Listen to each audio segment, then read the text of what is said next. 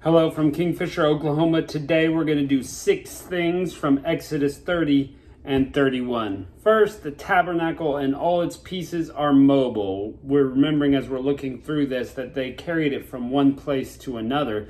So it's no surprise that this altar on which they're going to burn incense specifically is built to be carried on poles. It just surprises me. I've read this a few times and I never noticed before how many items slide the poles in. Just like we've pictured the Ark of the Covenant, which is also true for it. They slide the poles in to carry it, but the incense altar. And we also learn that it is supposed to hold very specific incense for a very specific formula of incense that no one else can replicate anywhere. It's holy, it's sacred, this recipe that they're going to use to make this incense.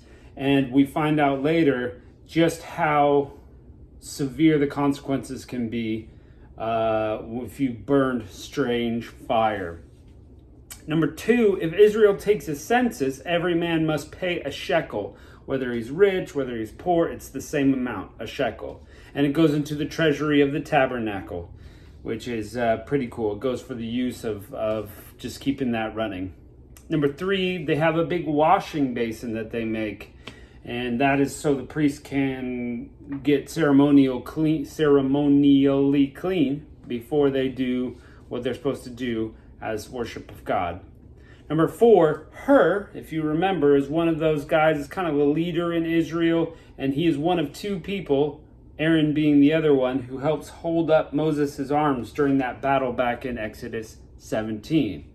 Well, his grandson is gifted by God at doing all sorts of crafting. So God calls him to work with Aholiab also to lead the work of crafting all these things for the tabernacle.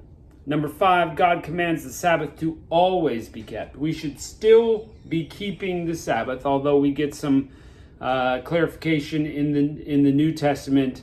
It's okay. It's not the day. Although if you want to hold the day, that's fine. It's in the New Testament, but we should always be keeping it. It's got to be holy. If they defiled the day in Israel, they were to be killed. If they worked on the Sabbath, they were supposed to be excommunicated. So that's pretty intense stuff, but God is so serious about getting rest on the Sabbath that that's what we have to be keeping in mind. And Americans, we need the rest. So we should be thinking about it too. Number 6, verse 18 of chapter 31, I think is amazing. It's talking about the original tablets. The whole law, not just the 10 Commandments, are written on these tablets by God's finger. That's pretty cool. So let's check it out. Verse 1, chapter 30. And thou shalt make an altar to burn incense on. Of shittim wood shalt thou make it. A cubit shall be the length thereof, and a cubit the breadth thereof. 4 square shall it be, and 2 cubits shall be the height thereof. The horn shall be of the same, and thou shalt overlay it with pure gold, the top thereof and the sides thereof round about, and the horns thereof, and thou shalt make it unto a crown of gold round about. And the 2 gold rings thou shalt make to it under the crown of it by the 2 corners thereof. Upon the 2 sides thou shalt make it, and they shall be for the places for the staves to bear withal. And thou shalt make the staves of shittim wood, and overlay them with gold. And thou shalt put before the veil of the ark of the testimony, so that's where it's supposed to be located in the tabernacle, before the mercy seat that is over the testimony, where I will meet with thee. And Aaron shall burn thereon sweet incense every morning, and he dresseth the lamps, he shall burn incense on it. And when Aaron lighteth the lamps at even, he shall burn incense on it. It's a perpetual incense before the Lord throughout your generations. You shall offer no strange incense thereon, nor burnt sacrifice, nor meat offering, neither shall you pour drink offering thereof. And Aaron shall make an atonement upon the horns of it once in a year with the blood of the sin offering of atonements. Once a year shall he make atonement upon it throughout your generations. It's most holy. Remember, they were sprinkling blood on places to cleanse them and prepare them for that. Verse 11, the Lord spake to Moses and said, when thou takest the sum of the children of Israel after their number, and they shall give every man a ransom for his soul unto the Lord, when thou numberest them. There shall be no plague among them when thou numberest them. This shall they give, every one that passeth among them that are numbered, half a shekel, after the shekel of the sanctuary. A shekel is 20 gerahs. A half shekel shall be the offering of the Lord. Everyone that passeth among them are numbered from 20 years old and above shall give an offering to the Lord.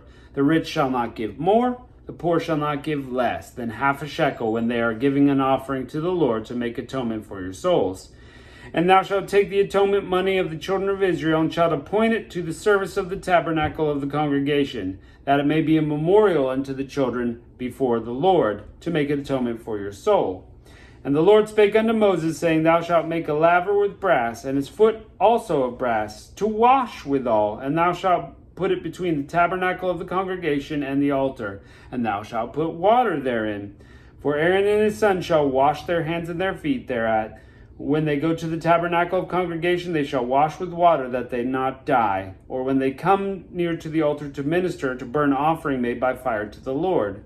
So they shall wash their hands and their feet, that they die not. And it shall be a statute ever to them, even to him, and to his seed, throughout all their generations. Moreover, the Lord spake unto Moses, saying, Take thou also unto thee principal spices of pure myrrh, 500 shekels, and of sweet cinnamon, half so much, even 250 shekels, and of sweet calamus, 250 shekels, and of cassia, 500 shekels, after the shekel of the sanctuary, and of olive a hin, and thou shalt make it an oil of holy ointment, an ointment compound after the art of the apothecary.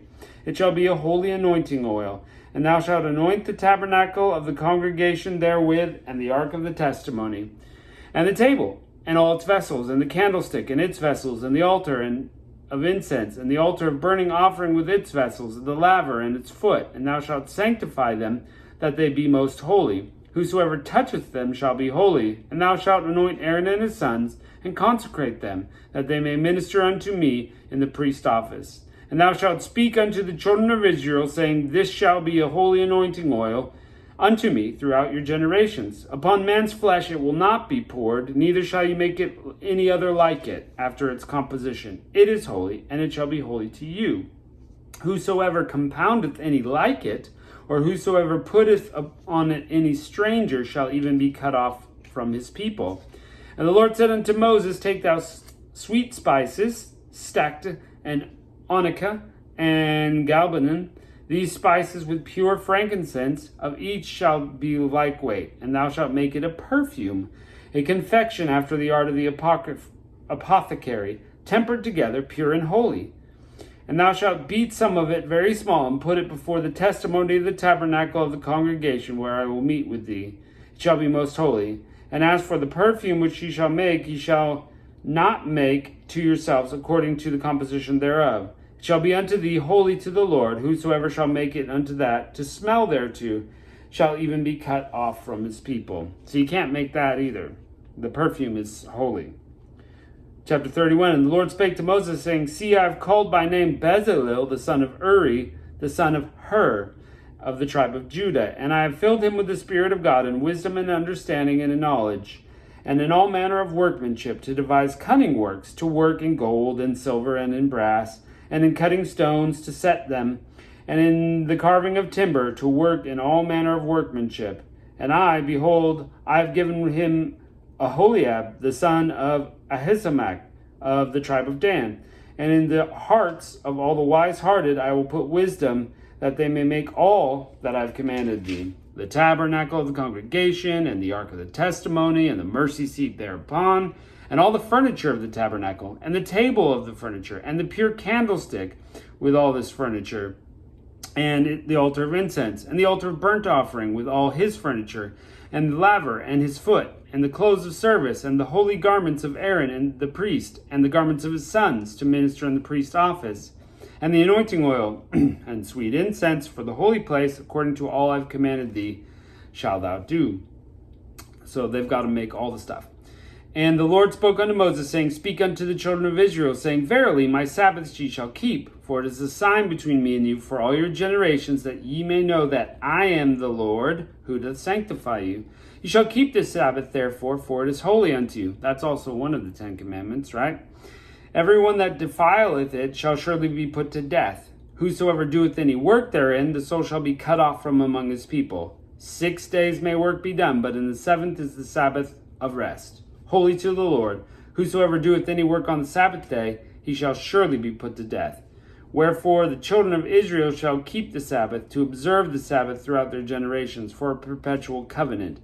It's a sign unto me and to the children of Israel forever. For in 6 days the Lord hath made heaven and earth, and on the 7th day he rested and was refreshed. Another argument for 6 literal days of creation is it matches the Sabbath, just like we see here.